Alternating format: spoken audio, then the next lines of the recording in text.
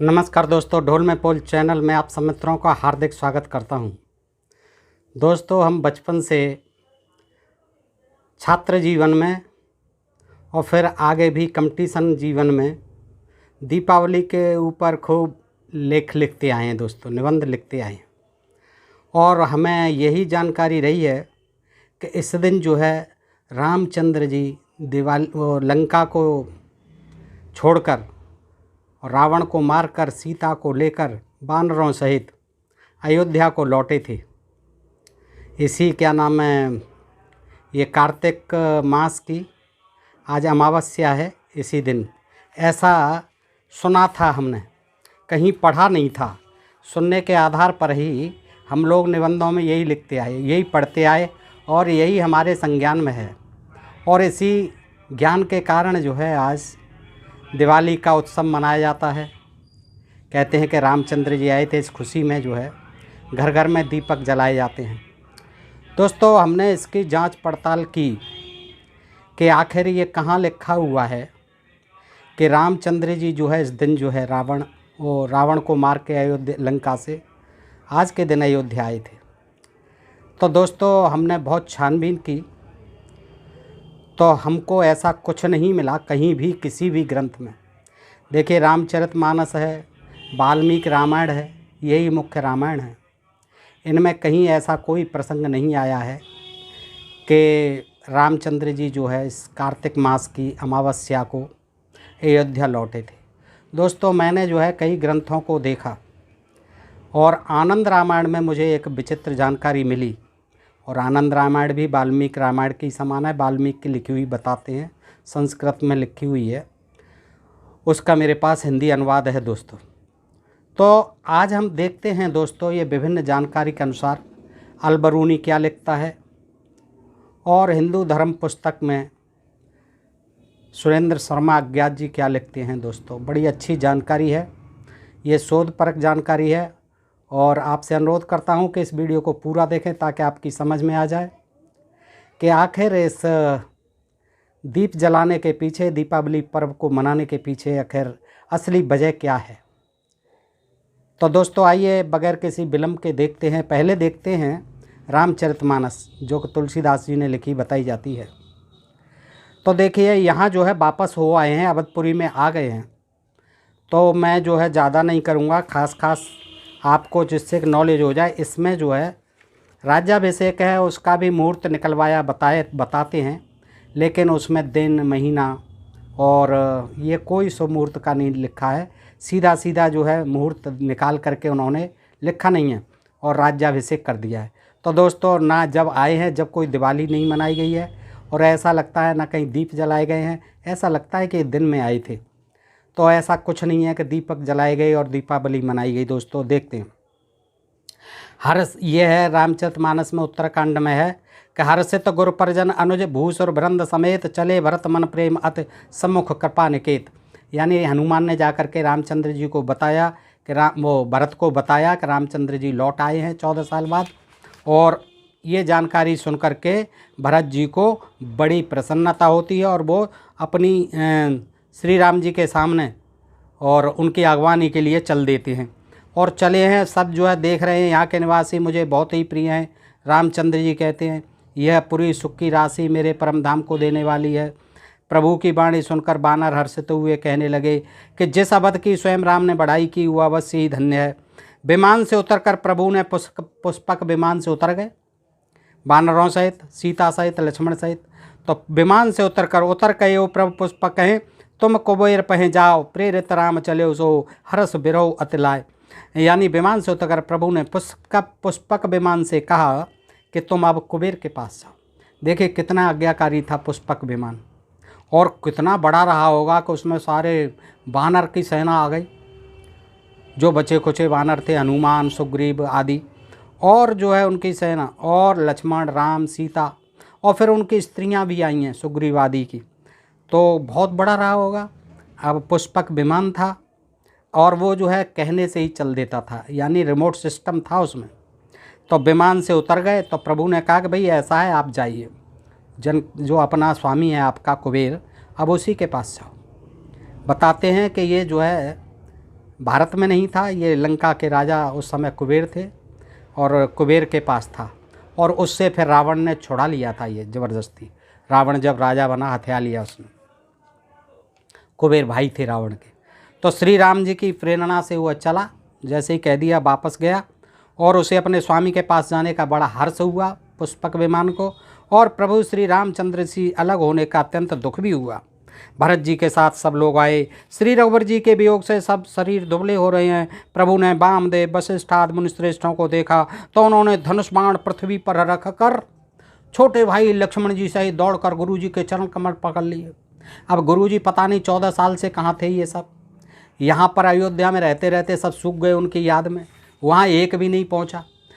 भरत के अक्षौहिणी सेना भी नहीं पहुँची, भरत जी भी नहीं पहुँचे। अब आ गए तो सब अगवानी करने दौड़ रहे हैं, और इधर जो है उन्होंने देखा तो भरत जी के साथ तमाम ऋषि मुनि आए हैं, तमाम जो वामदेव जी वशिष्ठ जी आदि जो है, और उन्होंने धनुष बाण एकदम पृथ्वी पर रख दिए देखते ही, और छोटे भाई लक्ष्मण सहित दौड़कर गुरु जी के चरण कमल पकड़ लिए। उनके रोम रोम अत्यंत पुलकित हो रहे हैं। मुनराज वशिष्ठ जी ने उठाकर उन्हें गले लगाकर कुशल पूछी। प्रभु ने कहा, आप ही की दया से हम कुशल हैं। धर्म की धुरी धारण करने वाले रघुकुल के स्वामी श्री रघुनाथ जी ने सब ब्राह्मणों से मिलकर उन्हें मस्तक नवाया। यानी तुलसीदास ने जो है पूरी ब्राह्मण महिमा लिख दी है। कहने को ये राम महिमा का ग्रंथ है रामचरितमानस, लेकिन असल में देखिए वो बेचारे 14 साल से आए हैं, वहाँ एक भी ब्राह्मण नहीं गया और न साथ में गया कोई। लेकिन 14 साल बाद जब वो वापस लौट के आए तो सब जो है पैर छुपाने के लिए अपने जो है खुश हो करके जा रहे हैं। और धर्म की धुरी धारण करने वाले रघुकुल के स्वामी श्री राम जी ने सब ब्राह्मणों से मिलकर उन्हें मस्तक नवाया। फिर भरत जी ने प्रभु के चरण कमल पकड़े, जिन्हें देवता मुनि और शंकर जी और ब्रह्मा जी नमस्कार करते। भरत जी ने प्रभु के वे चरण कमल पकड़े जिन्हें देवता मुनि शंकर जी और ब्रह्मा जी नमस्कार करते, उन चरणों को स्पर्श करते। ब्रह्मा जी और शंकर जी और मुनि और देवता, लेकिन ब्राह्मण नहीं पकड़ते थे। ब्राह्मणों के रामचंद्र जी पकड़ने दौड़ पड़े जितने अयोध्या के ब्राह्मण थे। ये देखिए तुलसीदास का कमाल। भरत जी पृथ्वी पर पड़े हैं, उठाए उठते नहीं हैं। तब कृपा सिंधु श्री रामचंद्र जी ने उन्हें जबरदस्ती उठाकर हृदय से लगा लिया। उनके सामने शरीर पर रोए खड़े हो गए। नवीन कमल के समान नेत्रों में प्रेमाश्रुओं के जल की बाढ़ आ गई। इस तरह से देखिए आगे चलते हैं कि पुण्य रघुपति सब सखा बुलाए, मुनि पद लागहु सकल सिखाए। गुरु वशिष्ठ कुल पूज्य हमारे, इनकी कृपा धनुज रन मारे। फिर बस रघुनाथ जी ने सब सखाओं को बुलाया, सारे जितने भी बानर गए थे साथ में, और सबको सिखाया कि मुनि के चरणों में लगो, जाओ चरण स्पर्श करो वशिष्ठ जी महाराज के। ये गुरु वशिष्ठ हमारे कुलगुरु हैं, पूज्य हैं, इन्हीं की कृपा से हमने रण में राक्षस मारे हैं, इन्हीं की कृपा से। देखिए फिर गुरुजी ने कहा, हे मुनि सुनिए, ये मेरे सब सखा हैं। गुरुजी से कहा, ये मेरे सब सखा हैं, ये संग्राम रूपी समुद्र में मेरे लिए बेड़े के समान यानी जहाज के समान सिद्ध हुए हैं। ये बानर राज मेरे हित के लिए इन्होंने अपने जन्म तक हार दिए, अपने प्राणों तक को होम दिया। वे मुझे भरत से भी अधिक प्रिय हैं। दोस्तों जरा भी अकल लगाई जाए तो यहाँ ये देखना होगा कि 14 साल तक भरत जी को मालूम भी पड़ गया था, क्योंकि हनुमान जब पर्वत को ला रहे थे तो गिरा लिया था धनुष से, और फिर धनुष बाण पर ही रख करके भेजा था। उनको सारा अहवाल बता दिया था कि ऐसे ऐसे लक्ष्मण जी को शक्ति लग गई है, मूर्छित पड़े हैं, दवा लेके जा रहा हूँ। फिर भी भरत ने जो है अपनी सेना नहीं भेजी, और ऐसा विवरण है कि कई अक्षौहिणी सेना थी जिससे कि वो लवणासुर को मारा था मथुरा में जाकर के शत्रुघ्न ने और उनके पुत्र ने भरत के ने। तो दोस्तों कहाँ थी वो सेना और कहाँ थे ये सब ब्राह्मण, क्यों नहीं गए वहाँ? जब बानर वहाँ पहुँच सकते हैं, बानर बेचारे लड़ सकते हैं, तो ये क्यों नहीं गए? बस पैर पुजवाने के लिए आ गए सब जो है। अब देखिए वो भी क्या कह रहे हैं। अब ये सब तुलसीदास जी की महिमा है, जो कुछ भी लिख दिया ब्राह्मणों की महिमा में। कि फिर गुरुजी से कहते हैं रामचंद्र जी के, हे मुनि सुनिए, ये सब मेरे सखा हैं। गुरुजी से कहते हैं, ये संग्राम रूपी समुद्र में मेरे लिए बेड़े के समान हुए हैं। जैसे उन्हें कुछ पता ही नहीं था वशिष्ठ जी को। इन्होंने जन्म तक हार दिए, अपने प्राणों तक को होम दिया। ये मुझे भरत से भी अधिक प्रिय हैं। अब बिल्कुल होंगे भरत से अधिक प्रिय। बेचारे जान की बाजी लगा करके तुम आपके साथ लड़े, और भरत जी जो है बैठे अपना राज्य करते रहे, राज भोगते रहे। अब देखिए, कृपा सिंधु जब मंदिर गए, पुर नर नार सुखी सब भये, गुरु वशिष्ठ दुज लिए बुलाई, और आज सुघरी सुदिन समुदाई। अब देखते हैं कौन सा मुहूर्त है दोस्तों। कृपा के समुद्र श्री राम जी जब अपने महल को गए, तब नगर के स्त्री पुरुष सब सुखी हुए। गुरु वशिष्ठ जी ने ब्राह्मणों को बुला लिया और कहा, आज शुभ घड़ी सुंदर दिन और आदि सभी शुभ योग हैं आज। अब ये पता नहीं कौन सा महीना था, कौन सा शक संवत था, कौन सा सन था, क्या कोई समय नहीं है। सब अंधेरे में तीर चलाने वाली बातें हैं दोस्तों, और इससे आप अनुमान लगा सकते हैं कि इस कथानक में कितनी सत्यता है। कि ब्राह्मणों को बुला लिया वशिष्ठ ने और कहा, आज शुभ घड़ी है, सुंदर दिन है, आज सभी शुभ योग हैं। और ऐसा भी विवरण मिलता है कि पुष्पक विमान से वो एक ही दिन में पहुंच गए थे अयोध्या। और उसने कहा था विभीषण ने कि आप चिंता न करें, बोले कि हमें जल्दी विदा करो भाई, बहुत दिन लग जाएंगे अयोध्या पहुंचने में। तो विभीषण कहता है कि आप चिंता न करें महाराज, पुष्पक विमान है, आज ही पहुंचा दिए जाओगे, आप चिंता मत करिए। तो कृपा के समुद्र श्री राम जी जब अपने महल को गए, तब नगर के स्त्री पुरुष सब सुखी हुए। गुरु वशिष्ठ जी ने ब्राह्मणों को बुला लिया और कहा, आज शुभ घड़ी सुंदर दिन, आज सभी शुभ योग हैं। सब दुज देव हर से अनुशासन, रामचंद्र बैठे सिंहासन, मुनि वशिष्ठ के वचन सुहाए, सुनत सकल विप्रन अति भाए। यानी आप सब ब्राह्मण हर्षित होकर आज्ञा दीजिए, जिसमें श्री रामचंद्र जी सिंहासन पर विराजमान हो। वशिष्ठ मुनि के सुहावने वचन सुनते ही सब ब्राह्मणों को बहुत ही अच्छे लगे। देखिए, कहीं तिथि वो नहीं बता दिया कि आज शुभ दिन है, शुभ मुहूर्त है। वे सब अनेकों ब्राह्मण कोमल वचन कहने लगे कि श्री राम जी का राज्याभिषेक संपूर्ण जगत को आनंद देने वाला है। हे मुनिश्रेष्ठ, विलंबन कीजिए और महाराज का तिलक शीघ्र कीजिए। तब मुनि ने सुमंत्र जी से कहा, वे सुनते ही हर्षित होकर चले। उन्होंने तुरंत ही जाकर अनेकों रथ घोड़े और हाथी सजाए, जहाँ तहाँ धावन पठाए, पुण्य मंगल द्रव्य मंगाए, हर्ष समेत वशिष्ठ पद पुण्य सिरुनाय आए, और जहाँ तहाँ सूचना देने वाले दूतों को भेजकर मंगल की वस्तुएं मंगाकर फिर हर्ष के साथ आकर वशिष्ठ जी के चरणों में सिर निभाया। अवधपुरी बहुत ही सुंदर सजाई गई। देखिए, राज्याभिषेक के समय सजाई गई, आगमन के समय कुछ नहीं हुआ है, सजाई गई। देवताओं ने, दीप नहीं जल रहे हैं, सजाई गई है, फूल पत्ती लगाए गए, पेड़ गाड़े गए चौराहों पर, देवताओं ने पुष्पों की झड़ी लगा दी। श्री रामचंद्र जी ने सेवकों को बुलाकर कहा कि तुम लोग जाकर पहले मेरे सखाओं को स्नान तो कराओ, स्नान कराओ इन सभी बानरों को। भगवान के वचन सुनते ही सेवक जहाँ तहाँ दौड़े और तुरंत ही उन्होंने सुग्रीव आदि को स्नान कराया। फिर करुणानिधान श्री राम जी ने भरत जी को बुलाया और उनकी जटाओं को अपने हाथों से सुलझाया। भरत जी ने उनकी जटाओं को सुलझाया। तदनंतर भक्तवत्सल कृपाल प्रभु श्री राम जी ने तीनों भाइयों को स्नान कराया। भरत जी का भाग्य और प्रभु की कोमलता का वर्णन अरबों शेष जी भी नहीं कर सकते। फिर श्री राम जी ने अपनी जटाएं खोलीं और गुरु की आज्ञा मांगकर स्नान किया। गुरु की आज्ञा मांगना जरूरी था स्नान करने से पहले। स्नान करके प्रभु ने आभूषण धारण किए। उनके सुशोभित अंगों को देखकर सैकड़ों कामदेव लजा गए। अब इसमें क्या है, सब तैयार हो गए नहा धो के, तो प्रभु को देखकर मुनि वशिष्ठ जी के मन में प्रेम आया। उन्होंने तुरंत ही दिव्य सिंहासन मंगवाया, जिसका तेज सूर्य के समान था। सिंहासन का उसका सौंदर्य वर्णन नहीं किया जा सकता। ब्राह्मणों को सिर नवाकर श्री रामचंद्र जी उस पर विराज गए। यानी और कोई काम ही नहीं था रामचंद्र जी पर, बस ब्राह्मणों को ही सिर नवाते रहे, ब्राह्मणों को ही प्रणाम करते रहे। श्री जानकी जी के सहित श्री रघुनाथ जी को देखकर मुनियों का समुदाय अत्यंत ही हर्षित हुआ। तब ब्राह्मणों ने वेद मंत्रों का उच्चारण किया। आकाश में देवता और मुनि जय हो ऐसी पुकार कहने लगे। सबसे पहले मुनि वशिष्ठ जी ने तिलक किया, फिर उन्होंने सब ब्राह्मणों को तिलक करने की आज्ञा दी। पुत्र को राज सिंहासन पर देखकर माताएं हर्षित हुईं और उन्होंने बार बार आरती उतारी। उन्होंने ब्राह्मणों को अनेक प्रकार के दान किए। अब ये तो जरूरी था, ब्राह्मणों को अनेक प्रकार के दान किए और संपूर्ण याचकों को अयाचक बना दिया, माला माल कर दिया। त्रिभुवन के स्वामी श्री रामचंद्र जी को अयोध्या के सिंहासन पर विराजित देखकर देवताओं ने नगाड़े बजाए। आकाश में बहुत से नगाड़े बज रहे हैं, गंधर्व और किन्नर गा रहे हैं, अप्सराओं के झुंड नाच रहे हैं। देवता और मुनि परमानंद को प्राप्त कर रहे हैं। भरत लक्ष्मण और शत्रुघ्न जी, विभीषण, अंगद, हनुमान और सुग्रीवाद सहित क्रमशः छत्र, चमर, पंखा, धनुष, तलवार, ढाल और शक्ति के लिए सुशोभित हैं। श्री सीता जी सहित सूर्यवंश के विभूषण श्री राम जी के शरीर में अनेकों कामदेवों की छवि शोभा दे रही है। इसके बाद हे पक्षराज गरुड़ जी, कागभूषण कहते हैं, वह शोभा वह समाज और मुख सुख मुझसे कहते नहीं बनता। सरस्वती जी, शेष जी और वेद निरंतर उसका वर्णन करते हैं और उसका रस महादेव जी ही जानते हैं। सब देवता अलग अलग स्तुति करके अपने अपने लोक को चले गए। तब भाटों का रूप धारण करके चारों वेद वहाँ आए जहाँ श्री राम जी थे। तो दोस्तों इस प्रकार से जो है राज्याभिषेक हो जाता है। किसका? रामचंद्र जी का। तो इसमें कोई महीना, दिन, तिथि न आगमन की और ना ही उनके राज्याभिषेक के समय की कोई वर्णन नहीं है दोस्तों। तो इस तरह से आपने देखा ये रामचरितमानस के हवाले से, इसमें कहीं नहीं।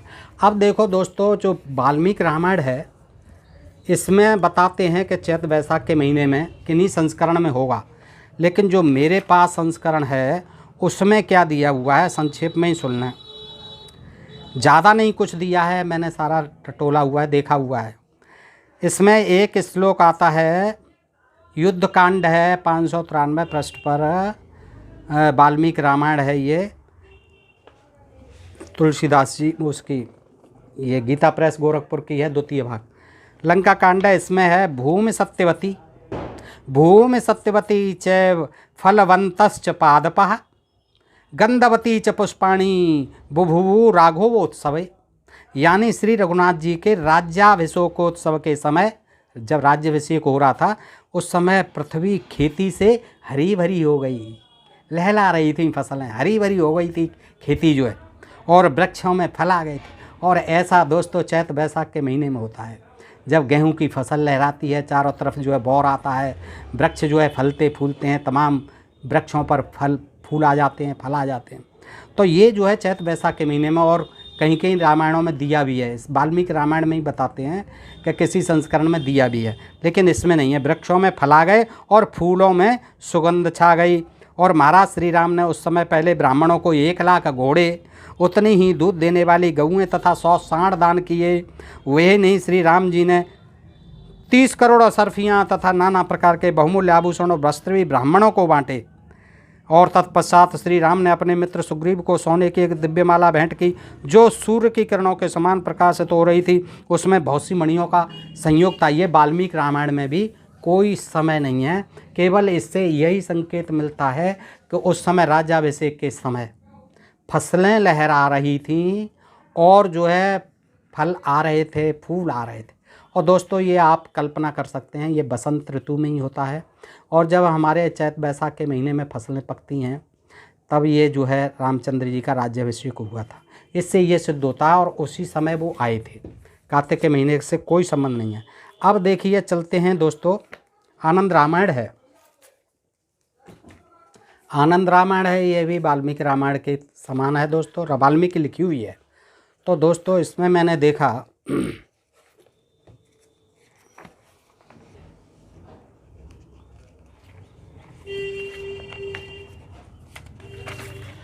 कि रामचंद्र जी लौट रहे हैं और रास्ते में जो है श्री रामचंद्र जी का अयोध्या प्रस्थान, ये सारकांड है, पृष्ठ 147 पर सारकांड में।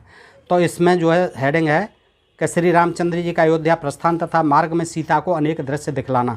पुष्पक विमान में बैठे हुए हैं और वो बताते जाते हैं कि यहाँ मैंने ये पुल बांधा था, यहाँ पर मैंने उसको मारा था, और ये जो है इस तरह से ये ऋषिमुख पर्वत है, यह पंपा सरोवर है, यह पवित्र कृष्णा है, भीमरथी नदी है, यह देखो गोमती के तट पर विराजमान एक पर्वत है, यहाँ अगस्त और सुतीक्षण मुनि के आश्रम को देखो। सीता जी को बताते जा रहे हैं।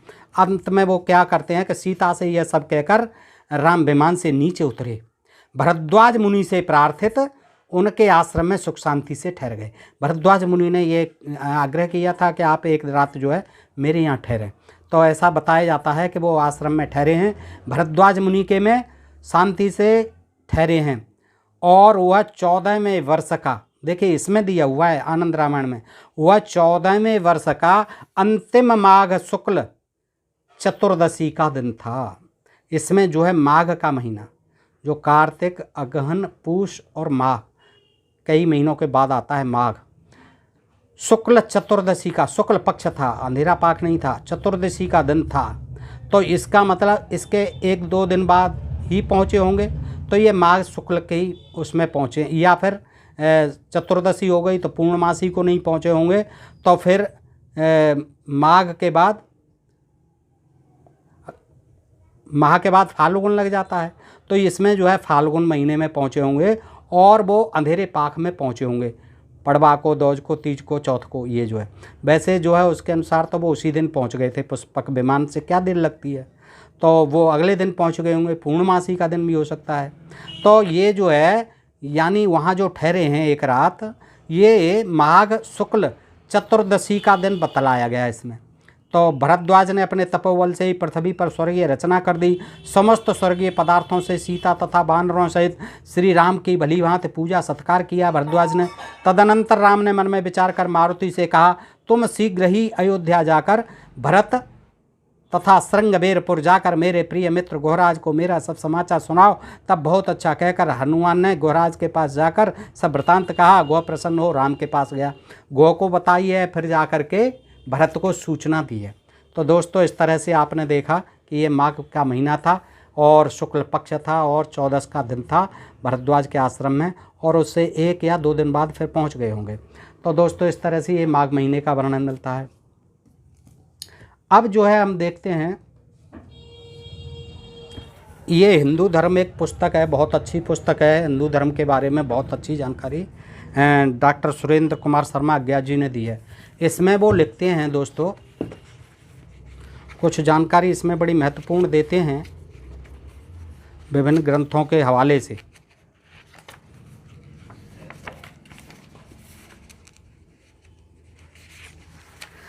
यह है कि इस हर त्यौहार के हमारे यहाँ कोई न कोई पृष्ठभूमि अवश्य होती है।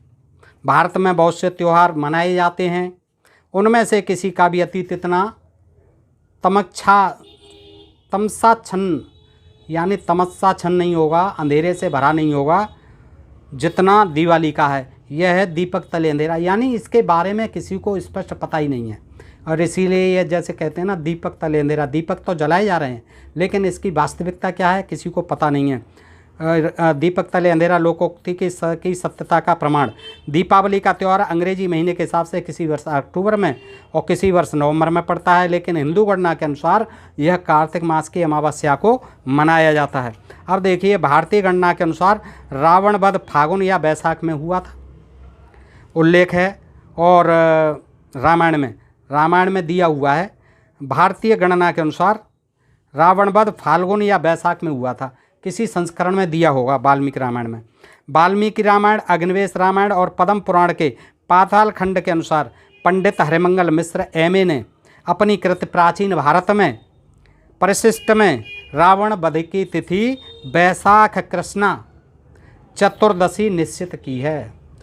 अब इन्होंने भी बहुत खोज की होगी, प्राचीन भारत लिखा है जब, कौन, पंडित हरिमंगल मिश्र एमए, इन्होंने जो है अपने प्राचीन भारत में वाल्मीकि रामायण से खोजा, अग्निवेश रामायण से खोजा और पद्म पुराण से खोजा, पद्म पुराण के पाताल खंड से। तो इसमें जो है उन्होंने प्राचीन भारत के परिशिष्ट में रावण वध की तिथि वैशाख कृष्णा चतुर्दशी निश्चित की है, वैशाख कृष्णा चतुर्दशी। पंडित महादेव प्रसाद त्रिपाठी ने अपनी पुस्तक भक्ति विलास में रावण का वध होना फाल्गुन सुदी एकादशी दिन गुरुवार को निश्चित किया है। अब इन्होंने भी खोज की है विद्वानों ने।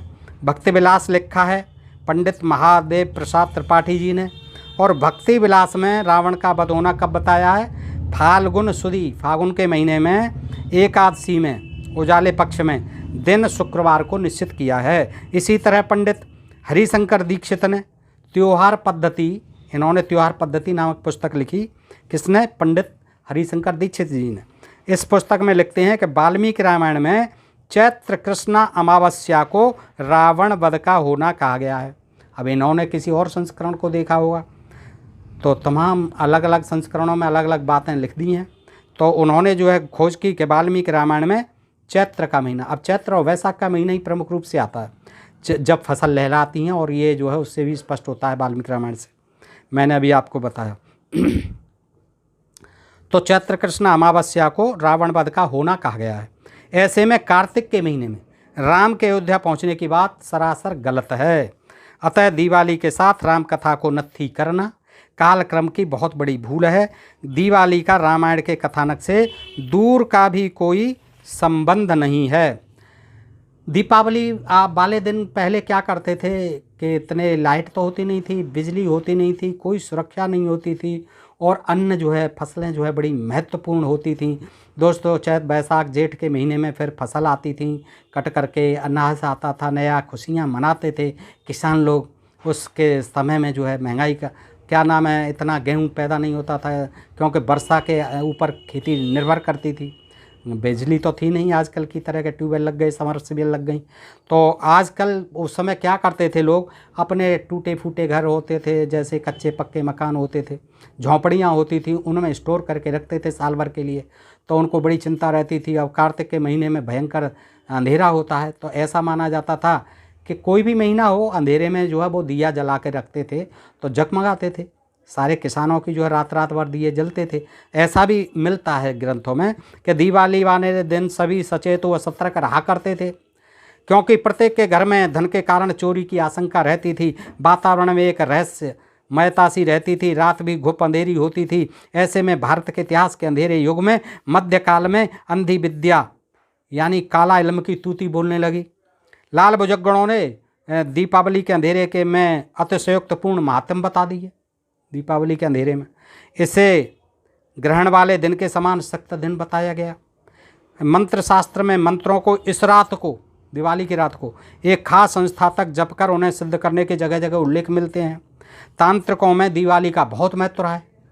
वे इस दिन कई तरह के घृणित एवं जघन्य उपचारों द्वारा मंत्र सिद्ध किया करते हैं, बलि देते हैं, उल्टे सीधे कर्म करते हैं, तंत्र विद्या कहते हैं, तंत्र साधना बताते हैं उसे, और ये खास इसी दिन होता है। आज दीपावली नए रूप में सामने आती है। आज की अर्थव्यवस्था में दीपावली का महत्व तो है, परंतु वह धनात्मक न होकर ऋणात्मक ज़्यादा है। पहले यहाँ इस दिन धान्य और धन का खेती आती थी, धन धान्य आता था। आज धान्य और धन का बहिर्गमन होता है। आज बाहर जाता है, खर्च होता है, विदेशों में जाता है, चीन में जाता है, तमाम झालर शंख, तमाम दिया, तमाम जो है ये दीपावली के उपकरण जो है वहाँ से मंगाए जाते हैं। आगे देखते हैं। आज दीपावली पूर्ववर्ती सब युगों से ज़्यादा खर्चीली और दूरगाम प्रभाव डालने वाली होती जा रही है। अब न तो चावल की आहुतियों पर खर्च होता है, न ही ज़्यादा दीपों पर। आज दीपावली के दिन हजारों टन तेल, घी, मैदा, चीनी, सूजी आदि खाद्य पदार्थ तो खपे जाते हैं, साथ साथ करोड़ों रुपए के पटाखे छोड़े जाते हैं। कई प्रकार की दुर्घटनाएं होती हैं जिनसे माली के साथ, जान माल के साथ तमाम नुकसान होते हैं। यही कारण है कि दीपावली के बाद उपभोग्य पदार्थों के मूल्यों में वृद्धि हो जाती है। कई एक खाद्यान्नों की तो आपूर्ति भी संतोषजनक नहीं होती है। तमाम लोग जो है अपना जखीरा इकट्ठा कर लेते हैं, ब्लैक में बेचते हैं। परंपराबद्ध वे लोग जिनका वेतन निश्चित होता है या जिनकी आमदनी थोड़ी होती है, दिवाली वाले दिन चादर से बाहर पैर फैला लेने के कारण अधिक रुपए खर्च होने से काफ़ी समय तक आर्थिक तंगी से जूझते रहते हैं। दिखावा बहुत होता है। अमीर लोग मनाएं, अच्छी बात है, लेकिन उनकी होड़ जो है गरीब लोग भी करते हैं और तमाम जो अपनी शक्ति से ज़्यादा पैसा खर्च कर लेते हैं, कर्ज भी कर लेते हैं और फूंक डालते हैं। दीपावली व्यर्था व्यय का रूप धारण कर चुकी है। भारत जैसे विकासशील देश के लिए ऐसा व्यर्था व्यय अभिशाप के समान है। राष्ट्रीय अपव्यय की समस्या के समाधान के लिए उठाए जाने वाले पगों में दीपावली जैसा त्योहारों के स्वरूप को नियंत्रित करके भी अनिवार्य एवं अपरिहार्य मालूम पड़ रहा है। तो बदलती समस्याएं और मान्यताएं समय के परिवर्तन के अनुरूप समस्याएं और मान्यता भी परिवर्तित होती रहती हैं। अतीत में चावलों को फूंकना या धन की रक्षा हेतु दीपकों को अधिक संख्या में जलाना संभव है, समय के लिहाज से कुछ सार्थक हो, लेकिन वर्तमान में दीपावली के नाम पर बेवजह हजारों टन मिठाई, दूध, घी, तेल, खांड, मैदा, सूजी आदि तथा करोड़ों रुपए के पटाखे बर्बाद करना किसी भी हालत में समीचीन नहीं ठहराया जा सकता। हमें इस अपव्यय की समस्या पर भावुकता त्याग कर गंभीरतापूर्ण विचार करना ही होगा। अब जो है गलत परंपराओं को जीवित रखने को ही हिंदू धर्म की रक्षा मानने वालों, धर्म के स्वयंभू ठेकेदारों और कुछ स्थानीय शास्त्रियों ने मुझे, ये शर्मा जी कहते हैं, मुझे धमकीपूर्ण संदेश भिजवाए हैं कि दिवाली लेख में मेरा यह लिखना बिल्कुल गलत है कि राम के अयोध्या वापस आने का दिवाली से दूर का भी संबंध नहीं। बड़ा विरोध किया और तमाम धमकियां भी दी हैं शर्मा जी को, सुरेंद्र कुमार शर्मा अज्ञात जी को। उन्होंने यह भी आरोप लगाया है कि मुझे रूस से रुपए मिलते हैं, अतः मैं हिंदू धर्म विरोधी चीज़ें लिखता हूँ। इस तरह के लोगों के प्रति मेरा इतना ही निवेदन है कि मुझे देश या विदेश की किसी संस्था से हिंदू धर्म का कथित विरोध करने के लिए कोई रुपया नहीं मिलता है। मेरा उद्देश्य है वास्तविकता को आगे लाना, हिंदू धर्म का विरोध मेरा उद्देश्य नहीं। मेरा उद्देश्य सिर्फ वास्तविकता को आगे लाना है। इससे यदि धर्म के ठेकेदारों को अंधविश्वासों के आधार पर भोली भाली भारतीय जनता को लूटने के मार्ग में दिक्कतें पेश आती हैं तो यह मेरा कसूर नहीं है, यह तो उनके नापाक इरादों का स्वाभाविक परिणाम है।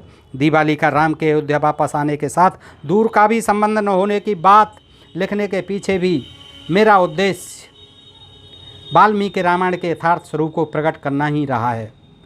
किसी भी आधिकारिक ग्रंथ में दीपावली का राम से संबंध नहीं लिखा मिलता। भारत धर्म महामंडल वाराणसी के महामहोपदेशक पंडित श्रवणलाल ने व्रतोत्सव चंद्रिका नामक पुस्तक में पृष्ठ 161 से 169 तक दिवाली का लौकिक और शास्त्रीय विवेचन किया है। इसमें दिवाली के संदर्भ में राम का एक बार भी नाम नहीं आया। वाराणसी से ही प्रकाशित एक अन्य पुस्तक व्रतोत्सव कौमुदी पृष्ठ 56 से 60 में दीपावली की चर्चा करते हुए भूल से भी राम के कथानक की बात नहीं कही गई है। सनत कुमार संहिता, भविष्योत्तर पुराण, मत्स्य पुराण, आदित्य पुराण, निर्णय सिंधु,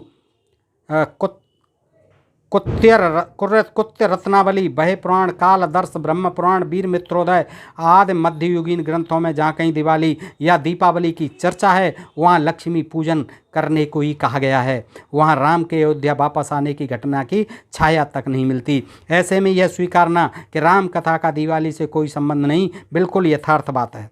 जो लोग ये हट करते हैं कि उक्त कथा का दिवाली से अपरिहार्य संबंध है, वे वाल्मीकि रामायण का कोई ऐसा श्लोक प्रस्तुत करें जिसमें राम के अयोध्या वापस आने पर दीपक जलाने की बात कही गई हो। कोई नहीं है। वे किसी प्राचीन धर्मशास्त्र का कोई ऐसा आदेश भी प्रस्तुत करें जिसमें कहा गया हो कि राम के अयोध्या लौटने के कारण दीपावली मनाई जानी चाहिए। जब तक इस प्रकार के प्रमाण प्रस्तुत नहीं किए जाते और नहीं वे कभी प्रस्तुत किए जा सकेंगे तब तक उन्हें हमारा मत ही स्वीकारना होगा। यहाँ एक और बात ध्यान देने योग्य है कि जिन धर्म सूत्रों और गृह सूत्रों में नवान्येष्टि का आग्नेयण कर्म करने का उल्लेख है उनकी रचना महात्मा बुद्ध से पहले हुई है। भाषागत प्रमाण उन्हें काफ़ी प्राचीन काल की रचनाएं सिद्ध करते हैं, जबकि वाल्मीकि रामायण और उसके नायक राम आदि उत्तर बुद्ध काल की चीज़ें हैं, बुद्ध काल के बाद की चीज़ें हैं। अयोध्या कांड सर्ग 109 श्लोक 34 में साफ शब्दों में महात्मा बुद्ध का उल्लेख हुआ है। यथाय चोरः स तथाय बुद्धस्तथागतम नास्तिक मंत्र विद्धि और तस्माद्धि यह शक्यतम प्रजानाम स नास्तिके नाभिमुखो बुधः स्यात्। जब वर्तमान दीपावली का पूर्व रूप नवान्येष्ट राम के जन्म से भी बहुत पहले से प्रचलित है, फिर राम के अयोध्या वापस आने से दिवाली के शुरू होने की बात में क्या तुक रह जाती है। यदि कोई दूसरे जब स्वयं वाल्मीकि रामायण और अग्निवेश की रामायण और पद्म पुराण के विवरण राम के अयोध्या वापस आने का समय चैत्र और वैशाख दर्शाते हैं, तब उसके उपलक्ष्य में 6-7 मास बाद यानी कार्तिक में दीपक जलाने का क्या कोई औचित्य रह जाता है। किसी घटना के घटित होने के समय खुशी न मनाकर उसके नाम पर क्या 6-7 माह बाद खुशी का इजहार किया जाता है। यदि कोई सामाजिक या राजनीतिक नेता किसी शहर में आए तो क्या उसके उस शहर में आ चुकने के महीनों बाद उसके स्वागत में शहर में समारोह आयोजित किया जाता है? अर्थात नहीं। चैत्र वैसाख में अयोध्या पहुंचने वाले राम के स्वागत को उस तिथि से 6-7 माह बाद कार्तिक में होने वाले दीपावली नाम के त्यौहार से नत्थी करना असंदिग्ध रूप से बौद्धिक दिवालियेपन का परिचायक है। दोस्तों, ये जो है डॉक्टर सुरेंद्र कुमार शर्मा अज्ञात जी हिंदू धर्म पुस्तक है, इसमें से मैंने आपके सामने रखा। और अंत में मैं जो है अब आपके सामने ये अलबेरूनी जी हुए, अलबेरूनी जी का तो आपने देखा ही है। 1000 ईस्वी के आसपास जब मोहम्मद गजनी आया था, उसने आक्रमण किया था, तब उसके साथ आए थे ये अलबेरूनी। ये जो है अलबेरूनी, इन्होंने जो है ये अलबेरूनी का भारत पुस्तक लिखी थी और उसका जो है संपादन बाद में, अनुवादक और संपादन बाद में किया है। इसके अनुवादक जो है संतराम बीए, प्रख्यात विद्वान, और संपादक ये डॉक्टर सुरेंद्र शर्मा अज्ञात जी, इन्होंने ये संपादन किया है। तो दोस्तों, इसमें भी एक विवरण मिलता है अलबेरूनी के भारत में 530 पृष्ठ पर। वो क्या लिखते हैं दोस्तों, ये बड़ा महत्वपूर्ण है। और प्राचीन भारत में क्या, दक्षिण भारत में आज भी इस त्यौहार को मनाया जाता है, दीपोत्सव मनाया जाता है। किस खुशी में, आइए देखते हैं। इसमें लिखते हैं कि कार्तिक की पहली या अमावस्या का दिन जब सूर्य तुला राशि में आता है, दिवाली कहलाती है। तब लोग स्नान करते, आमोद के वस्त्र पहनते। अब ये अलबेरूनी जी 1000 ईस्वी में आए थे यहाँ दोस्तों। तो देखिए, तब वो अपना लिखते हैं, क्या लिखते हैं कि इस दिन जो है क्या होता है, ये कार्तिक की पहली या अमावस्या का दिन होता है, सूर्य तुला राशि में आता है, तब दिवाली मनाई जाती है। स्नान करते हैं लोग, आमोद के वस्त्र पहनते हैं, एक दूसरे को पान और सुपारी उपहार देते हैं।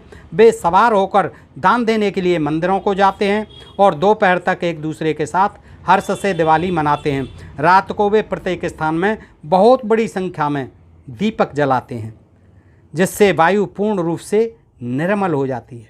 और ऐसा दीपक क्यों जलाते हैं, देखिए कितने उन्होंने लिखा है, बहुत बड़ी संख्या में दीपक जलाते हैं।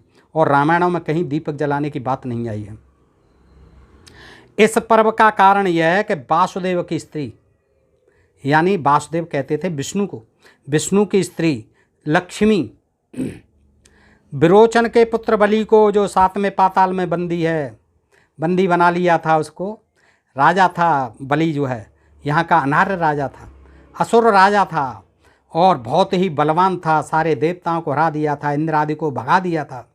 और फिर इन्होंने षड्यंत्र करके वामन का रूप रख के, बलि वामन अंगुल का बौना बन करके विष्णु जो है जाते हैं, छल करते हैं, और छल करके, क्योंकि बहुत महादानी भी थे वाली राजा, तो उनका जो है सारा हड़प लेते हैं और उनको जो है पाताल, यानी दक्षिण में, पाताल दोस्तों जो है कहीं और नहीं था, धरती के अंदर कहीं पाताल नहीं था, दक्षिण को ही पाताल कहते थे।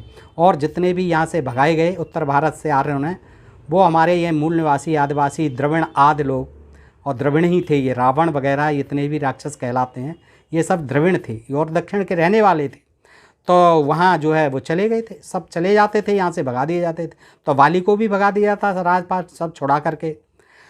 तो क्या कहानी बनाई है कि इस दिन जो है, जो कैद में है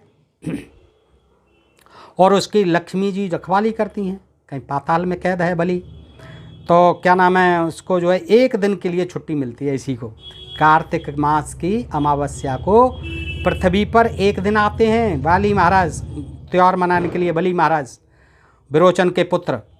तो विरोचन के पुत्र बलि को जो 7वें पाताल में बंदी है, वर्ष में 1 बार बंधन मुक्त करती है उसे लक्ष्मी, और संसार में जाने की आज्ञा देती है, जाओ 1 दिन घूम फिर आओ अपने जो भारत में। तो आते हैं वो इसी दिन, कार्तिक मास की, ये बताइए, देखिए कार्तिक की पहली या अमावस्या का दिन, इसलिए यह त्यौहार बलिराज्य अर्थात बलि का आधिपत्य कहलाता है। बड़ी मान्यता है दक्षिण में, आज भी मनाते हैं। हिंदू कहते हैं कि कृतयुग में, यानी सतयुग में, यह समय सौभाग्य का समय था। ये सतयुग का समय था जब बलि को जो है बंदी बनाया गया था, छला गया था। और वे प्रसन्न होते हैं हिंदू ये कह करके, क्योंकि प्रस्तुत उत्सव का दिन कृतयुग के उस समय के सदृश है। इस दिन को जो है इस तरह से वली राजा को 1 दिन के लिए भारत भेजने के लिए पातालपुरी, 7वें पाताल की हवालात में बंद रहते हैं, और आज के दिन उनको मुक्त किया जाता है, जाओ ऐश करो। तो यहाँ के जो भारत के निवासी हैं, जो द्रविड़ थे, जो आर्य थे, वो अनार्य थे, मूल निवासी थे, वो अपने राजा के यहाँ आने पर दीपक जलाते हैं, नए वस्त्र पहनते हैं, मिठाइयाँ बांटते हैं, खाते हैं और ये उत्सव मनाते हैं जिसे दीपोत्सव कहते हैं। दोस्तों, इस तरह से आपने देखा कि ये अलबरूनी का भारत है, इसमें ये विवरण मिलता है। राम जी का कहीं नामो निशान नहीं है इनमें। और इसके साथ ही मैं अंत में आपसे निवेदन करूंगा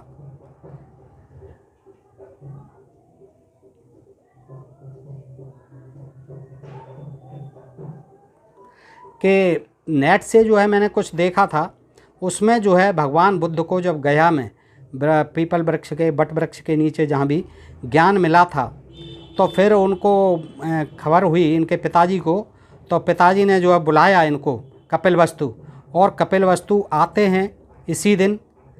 भगवान बुद्ध जो है क्या ये था कार्तिक का महीना था और अमावस्या थी, इस दिन आते हैं और वहाँ वो जो उपदेश देते हैं, काय का उपदेश देते हैं? ज्ञान का, यानी ज्ञान का दान करते हैं जिसे दीपदान कहा जाता है। उनका कहना भी था कि अपो दीप भव, यानी अपने दीपक स्वयं बनो। किसी और के दीपक की, किसी और के ज्ञान की, किसी के अन्य के बल बुद्धि की आप जो है बिल्कुल भी प्रतीक्षा न करें, उसका सहारा न लें, उसका अवलंबन न लें और अपने दीपक स्वयं बनो। तो ज्ञान के दीपक जलाओ, अपने हृदय में जलाओ। और ये दीपक नहीं थे कि दीपक जलाओ तेल फूंको, ऐसा कुछ नहीं था। लेकिन चूंकि उन्होंने रात में उपदेश दिया था तो लोगों ने जो है उस समय प्रकाश का इंतज़ाम किया था, दीपक जलाए थे। उस समय बल्ब तो होते नहीं थे, बिजली थी नहीं दोस्तों, तो बहुत दीपक जलाए गए थे, उनका ज्ञान लिया गया था। उससे ही दीपोत्सव या दीपमालिका के रूप में याद किया जाता है। और इसी दिन ऐसा भी है, नेट से ही मालूम पड़ा है, मुझे कोई ग्रंथ तो नहीं मिल पाया इस तरह का, कोशिश करूंगा कि कोई मिल जाए बुद्ध धर्म का। तो उसमें जो है अशोक ने संघमित्रा और अपने महेंद्र को भेजा था लंका इसी दिन, और वो जो है दशहरा का दिन था, क्वार के महीने में बुद्ध भगवान का प्रचार करने के लिए। और उसने जो है अशोक ने 85,000 बौद्ध विहार बनवाए थे और उनको सजाया था उसी दिन, जो दशहरा मनाते हैं यहाँ पर। उसी दिन दीपदान, तमाम हजारों सब स्तूपों पर उन्होंने जो है तमाम विहारों में तमाम दीपक जलवाए थे और तभी से वो दीपदान करने की, दीपक जलाने की परंपरा चली। ये जो है आप नेट में पढ़ सकते हैं दोस्तों। तो इस तरह से कहीं कोई ऐसा प्रमाण नहीं मिलता है कि रामचंद्र जी जो है आज के दिन यानी कार्तिक की अमावस्या को अयोध्या लौटे थे और उनकी खुशी में ये दीपावली का उत्सव मनाया गया है। दोस्तों, मैंने साक्ष्य सहित, प्रमाण सहित आपके सामने रखा। बताइए ये प्रमाण कैसा लगा दोस्तों? अगर अच्छा लगा हो तो अपने मित्रों को अधिकाधिक शेयर करें और अपने प्रिय चैनल ढोल में पोल को सब्सक्राइब करते रहें। फिर मिलते हैं ऐसे ही किसी प्रसंग के साथ अगले वीडियो में। तब तक के लिए आप सब मित्रों का हृदय से आभार। नमस्कार, जय भारत, जय इंडिया दोस्तों।